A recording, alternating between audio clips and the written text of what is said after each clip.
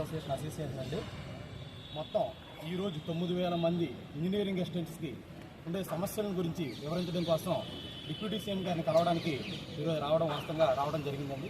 ప్రధానంగా మేము ఏదైతే సమస్య అనుకుంటున్నామో మేమందరం కూడా గ్రౌండ్ లెవెల్లో అనేక సమస్యల్ని ఎదుర్కొంటున్నాం, అనేక డిపార్ట్మెంట్లతో కలిసి పనిచేస్తున్నాం. అయినప్పటికీ కూడా ఒక ప్రమోషన్ ఛానల్ లేని వ్యవస్థ, అంటే ఈ గ్రామ సచివాలయ వ్యవస్థలో 11 మంది ఫంక్షనరీస్ ఉంటే ఒక ప్రమోషన్ ఛానల్ లేని ఉద్యోగి ఎవరైనా ఉన్నారంటే, అది కూడా ఒక ఇంజనీర్ ఎవరైనా ఉన్నారంటే మాత్రం అది మేమేనండి. ఏమవుతుందంటే సుమారుగా 9 లైన్ డిపార్ట్మెంట్స్ కంట్రోల్లో మేము ఉద్యోగం చేస్తున్నాం. అదేవిధంగా ఒక అడ్మినిస్ట్రేటివ్ కంట్రోల్, మండల పరిషత్ కంట్రోల్లో కూడా ఉద్యోగం చేస్తున్నాం. కానీ మాకు ప్రమోషన్ ఛానల్ అనేది లేదు. అదేవిధంగా మల్టిపుల్ వర్క్స్ ఒకేసారి గ్రౌండ్ లెవెల్లోకి వచ్చి మా మీద ఓవర్లాప్ అవుతుండడం వల్ల ఏ వర్క్ను పర్యవేక్షించే లేకపోయి గ్రౌండ్ లెవెల్ ఇంప్లిమెంట్ చేయడానికి చాలా ఇబ్బందులు పడుతున్నాం. అందుకని మేము ప్రధాన ఎజెండాగా ఈరోజు డీసీఎం గారిని వచ్చి ప్రధాన రిక్వెస్ట్ ఏంటంటే, ఏ డిపార్ట్మెంట్లో అయితే మేము వర్క్ చేస్తున్నామో ఆయా డిపార్ట్మెంట్లలోకి మమ్మల్ని విలీనం చెయ్యండి. సుమారు 10,000 మంది జీవితాలను బాగు చేసే ఒకే ఒకరు అనే ఆశతో పవన్ కళ్యాణ్ గారి మీద, మన గౌరవనీయులు డిప్యూటీ సీఎం గారి మీద నమ్మకం పెట్టుకొని ఇంతమంది ఈరోజు రావడం జరిగిందండి. అక్కడ డిప్యూటీ సీఎం గారి దగ్గర అసెంబ్లీ అయ్యాము.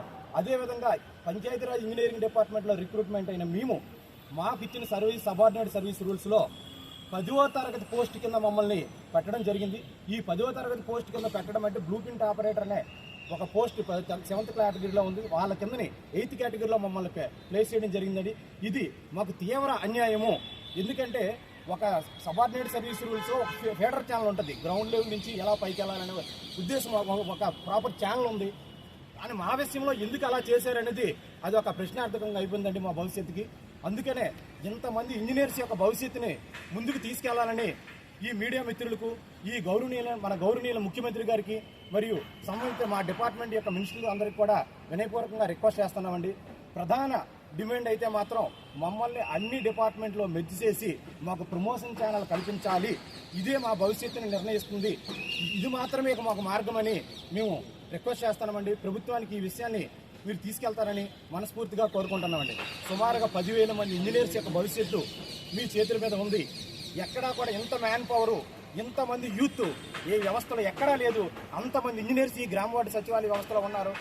మేమే కాదండి, చాలా మందికి ఉద్యోగులకి గ్రామ వార్డు సచివాలయంలో 130,000 మంది ఉంటే సరైన ప్రాపర్ సర్వీస్ రూల్స్ కానీ 1933 లీవ్ రూల్స్ కూడా ప్రాపర్గా ఇంప్లిమెంట్ లేని పరిస్థితి అనేది గ్రౌండ్ లెవెల్లో వాస్తవంగా ఉందండి. ఒకవేళ ఒక మిత్రుడు లీవ్ కానీ అప్లై చేయాలంటే, ఇదే డిపార్ట్మెంట్లో ఇంజనీరింగ్ అసిస్టెంట్ లీవ్లు అప్లై చేయాలంటే ఎంతోమంది ఆఫీసర్ యొక్క పర్మిషన్ తీసుకుంటే కానీ ఈరోజు రాలేం.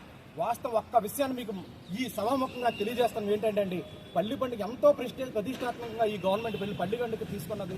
కానీ ఆ పల్లి పండుగను ఎంతో ప్రతిష్టాత ముందుకు తీసుకెళ్లాల్సిన పరిస్థితి ఉన్నప్పటికీ కూడా ఒకేసారి 9-8 డిపార్ట్మెంట్లు మమ్మల్ని మానిటరింగ్ చేయడం వల్ల మేము ఏ వర్క్ను కూడా ప్రాపర్గా దగ్గరుండి ఎగ్జిక్యూట్ చేసే పరిస్థితిలో మేము ఉండలేకపోయామని మీకు ఈ మీడియా ద్వారా నిర్ణయించుకుంటున్నామండి.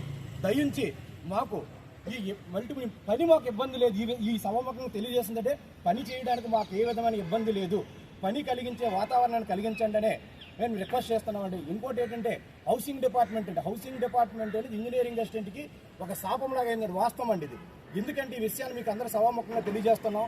అంటే సుమారుగా ఈ ఎక్కడైతే హౌసింగ్ ఏఈలు ఉన్నారో ఆ వేకెన్సీస్ని కూడాను అక్కడ ఉన్న వర్క్ ఇన్స్పెక్టర్స్ తోటి ఫుల్ఫిల్ చేసి, అంటే ఇక్కడ ఎందుకు వర్క్ ఇన్స్పెక్టర్ అని మెన్షన్ చేయవలసి వచ్చిందంటే, వర్క్ ఇన్స్పెక్టర్ అనే ఉద్యోగి అక్కడ టెంపరీ ఉద్యోగి, అక్కడ వర్క్ చేస్తున్న ఇంజనీరింగ్ అసిస్టెంట్ అనేవారు పెర్మనెంట్ ఉద్యోగి అండి. టెంపరీ ఉద్యోగ పర్యవేక్షణలో ఏ గవర్నమెంట్ వ్యవస్థలోనూ కూడా ఇటువంటిది లేదండి. ఎందుకంటే ఎక్కడ కూడా అలా మానిటరింగ్ చేస్తే పైనున్న ఆఫీసర్ ఏది చెప్తే కింద నుండి తప్పనిసరిగా చేయాలి. కాబట్టి ఆ పరిస్థితిని కూడా మాకు మార్చాలని ఈ సభాముఖంగా తెలియజేస్తున్నామండి. ఇంకోటి ఏంటంటే మండల పరిధిలో ఉన్న గొడౌన్స్ ఉన్నాం అంటే